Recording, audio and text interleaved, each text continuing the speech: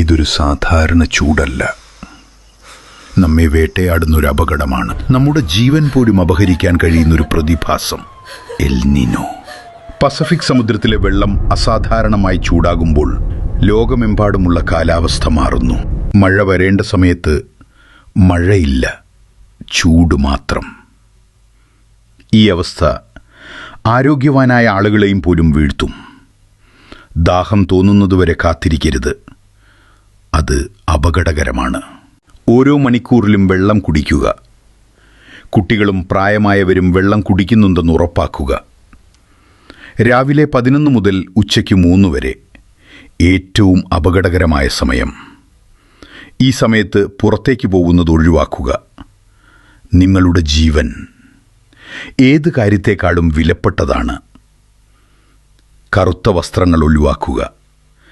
ഇളം നിറത്തിലുള്ള കോട്ടൺ വസ്ത്രങ്ങൾ ധരിക്കുക. കടുത്ത തലവേദന, ബോധക്ഷയം, ഛർദി, വിയർക്കാതെ വരണ്ട ചർമ്മം, ഇവ ഹീറ്റ് സ്ട്രോക്കിൻ്റെ ലക്ഷണങ്ങളാണ്. ഈ ലക്ഷണങ്ങൾ കണ്ടാൽ ഉടൻ തണലിലേക്ക് മാറ്റുക. വെള്ളം നൽകുക. വേഗം ആശുപത്രിയിലെത്തിക്കുക. മൃഗങ്ങളെയും മറക്കരുത്. അവർക്കും ഈ ചൂട് സഹിക്കാനാവില്ല. നിങ്ങളുടെ വീട്ടിന്